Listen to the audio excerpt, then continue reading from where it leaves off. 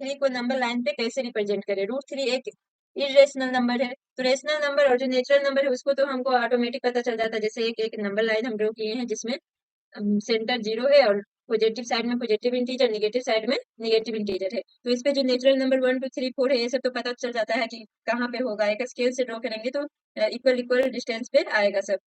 लेकिन root three है, तो अब रूट थ्री को हम लोग कैसे रिप्रेजेंट करेंगे। तो रूट थ्री इक्वल टू हम इसको पाइथागोरस थ्योरम से रिप्रेजेंट करेंगे। रूट थ्री इक्वल टू लिख सकते हैं रूट टू प्लस वन।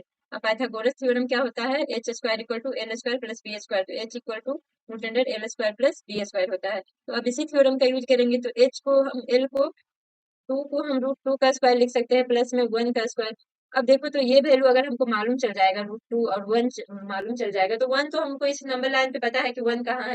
लेकिन रूट टू निकालने के लिए तो अब रूट टू भी एक इरेशनल नंबर है, तो रूट टू को सबसे पहले निकालेंगे। रूट टू को कहाँ रिप्रेजेंट करेंगे, तो रूट टू को भी हम पाइथागोरस थ्योरम का यूज करेंगे। रूट टू को हम क्या लिख सकते हैं, one square plus one square. अब देखो सबसे पहले रूट इस नंबर लाइन पे रूट टू को रिप्रेजेंट कर लेंगे। जब रूट टू को रिप्रेजेंट करेंगे उसके बाद रूट थ्री को, तो root two equal to one plus one लिखे हैं।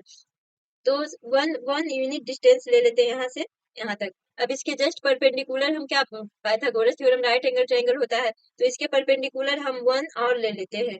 जैसे नीचे वन था तो इधर भी कितना हो जाएगा, वन। तो अगर ये एक राइट एंगल ट्रायंगल है तो ये दोनों को जो हाइपोटेनियस होगा, अगर ये एल है और ये बेस है और ये लेंथ है, तो ये हाइपोटेनियस जो होगा, ये जो वैल्यू आएगा वो रूट टू आएगा। अब रूट टू तो हमको मालूम चल गया कि रूट टू यहाँ है। अब रूट थ्री कैसे रिप्रेजेंट करेंगे, तो रूट थ्री रिप्रेजेंट करने के लिए जहां पे ये रूट टू आया है यहाँ पे भी हम एक परपेंडिकुलर लाइन ड्रॉ करेंगे। अब रूट टू मालूम चल गया कि रूट टू इतना है। अब यहीं पे एक राइट एंगल ट्रायंगल बना दे जिसमें वन यूनिट का इधर से ये बेस कहलाएगा, और ये वन यूनिट का हम अगर लेंथ ले लें, वन यूनिट का लेंथ ले लें, तो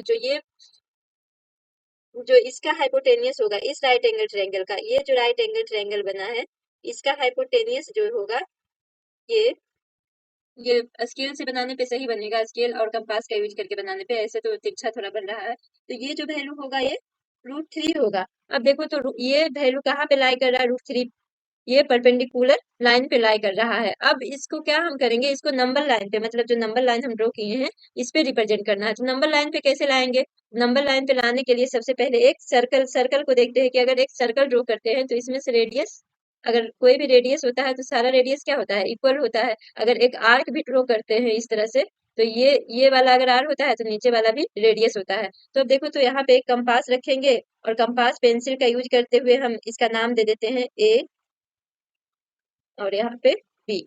ए बी को हम कंपास और पेंसिल का यूज करते हुए ए पे कंपास रखेंगे और इसको रेडियस मानते हुए एक सर्कल ड्रॉ करेंगे। सर्कल नहीं ड्रॉ करके एक आर्क ड्रॉ करेंगे। तो जो ये आर्क ड्रॉ करेंगे ये नंबर लाइन तक ड्रॉ करेंगे। तो जो यहाँ जीरो से वैल्यू था, अगर ये वैल्यू रूट थ्री है ए बी, तो अगर यहाँ पे एक सी पॉइंट नाम दे तो ए बी इक्वल टू हो जाएगा ए सी इक्वल टू रूट थ्री हो जाएगा।